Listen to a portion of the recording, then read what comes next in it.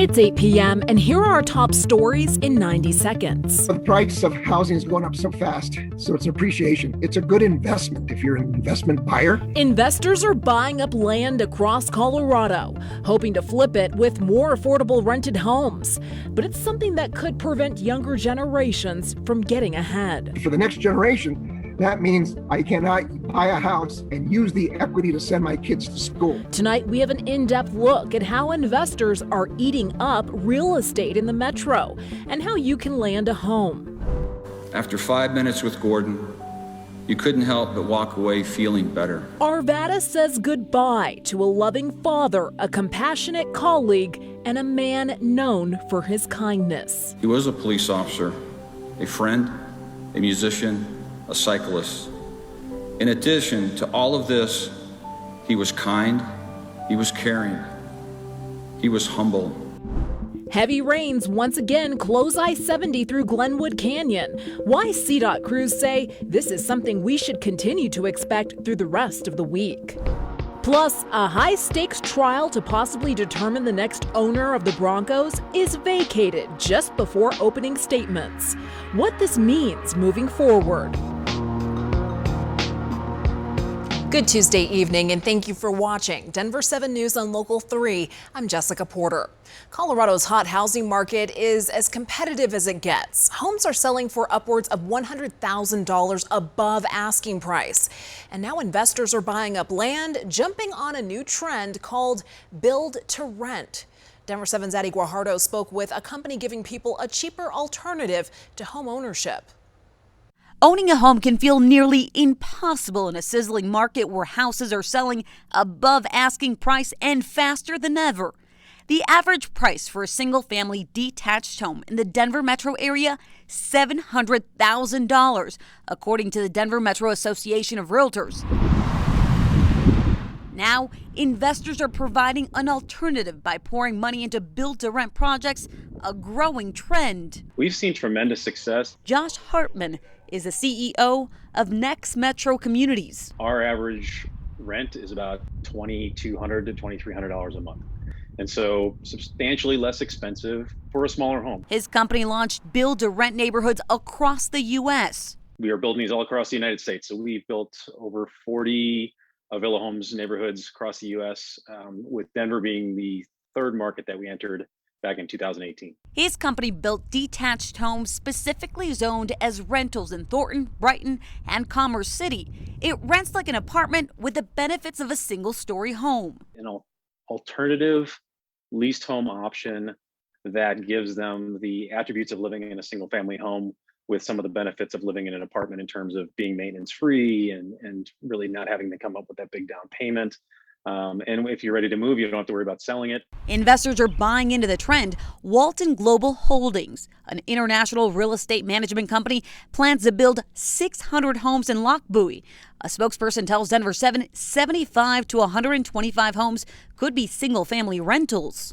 It's a good investment if you're an investment buyer. Tony Hernandez, a Metropolitan State University of Denver professor and expert in housing, says there are pros and cons. For the next generation, that means I cannot buy a house and use the equity to send my kids to school. As long as the demand continues, Hartman plans to continue to expand. His goal, 200 to 300 homes a year in suburban communities across the Denver metro area. Addie Guajardo, Denver7.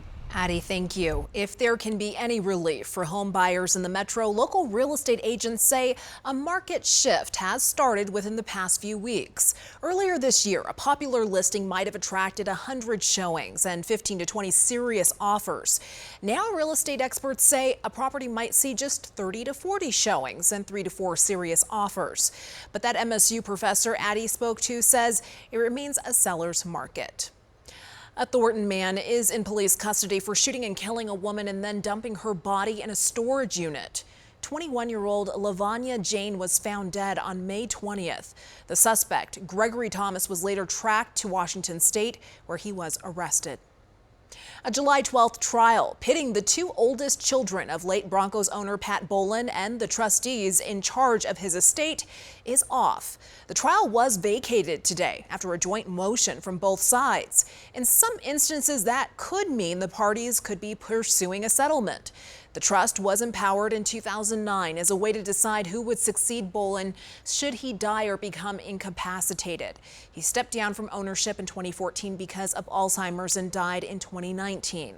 The trustees say Bolin was mentally aware of what he was doing when signing the documents in 2009. An emotional day today in Arvada. Family, friends, and colleagues said goodbye to Officer Gordon Beasley, who was killed in the Old Town Arvada shooting last week. Officer Beasley was as sincere as he was silly. He took his job seriously, but not himself. He loved his family and he loved being a police officer. Here's Denver7's Gary Brode. A fitting tribute for a man who gave his life for his community. Your dad was a hero. Family, friends, and law enforcement from around the state sharing stories of fallen Arvada officer Gordon Beasley, a man known for his kindness and compassion. I don't think any of us can remember a time when Gordon wasn't willing to stop and help. After 5 minutes with Gordon, you couldn't help but walk away feeling better. He knew how to cheer anybody up. Many offering words of encouragement and gratitude to the officer's family as well. Thank you for sharing him with us. We all know that there are no words that can adequately or fully express your loss. I know Gordon led a life of personal sacrifice for others, but so did you because you supported him.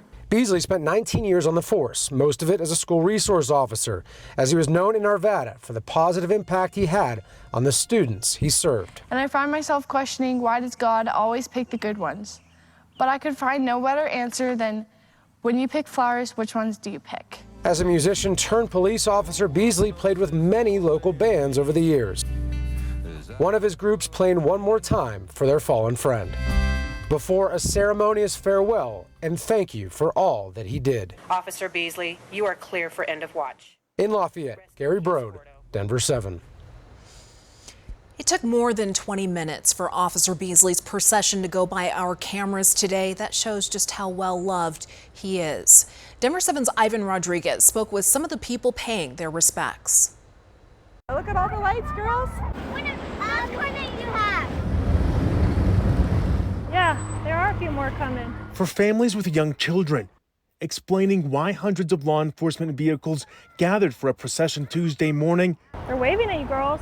Is a difficult but meaningful conversation. Yeah, I mean, absolutely. I think coming here with them being so little, it's hard to explain it, but we're just here to show respect and come out here and show support for all law enforcement. And that's kind of the message we give to the kids. And for any family that has a loved one in law enforcement, honoring the life of Officer Gordon Beasley hits close to home, even if they never met him personally. Every day they face dangers and the possibility of not making it home to their family. It's heart-wrenching, it's heartbreaking. There's a plethora of emotions. There's anger, there's sadness. It just runs the gamut of emotions, especially when you're a police family. As law enforcement agencies from across the state paid their final respects, the people standing alongside the stretch of Highway 7 wanted his family to know they're not alone. We want to show support for the officer, the fallen officer, but also to the officers that are still working. There's much more people out here that support officers than don't. Support that for many will always be directed to law enforcement, especially for officers like Beasley, whose death has left a hole not easily filled. Ivan Rodriguez, Denver7. We have not lost sight of the other hero who lost his life in Old Town Arvada, Johnny Hurley. He's the man who shot and killed the suspect before being shot by a responding officer. Friends held a vigil for him over the weekend.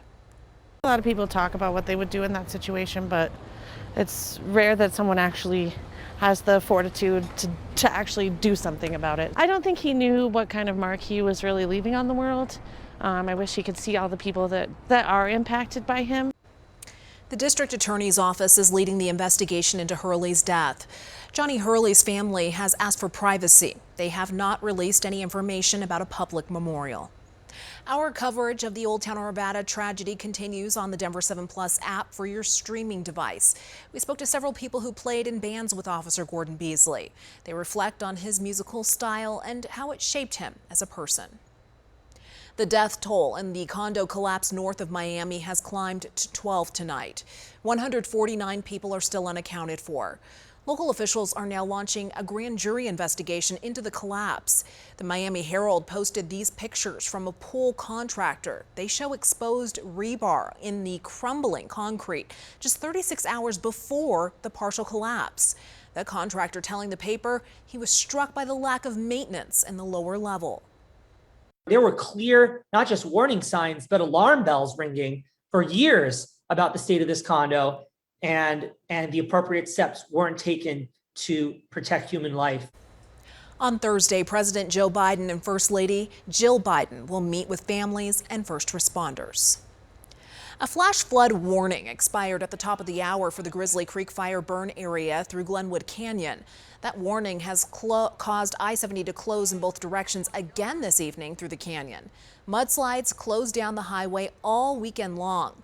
CDOT says to expect closures through Glenwood Canyon this week when a flash flood warning gets issued.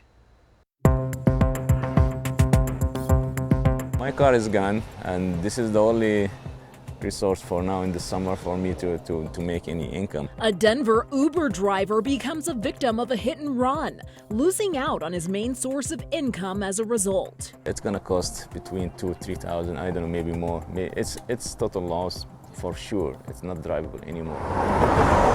After the break, how you can step in to help.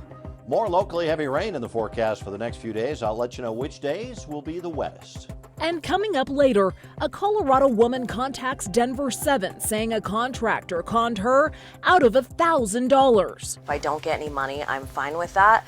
I want him to stop.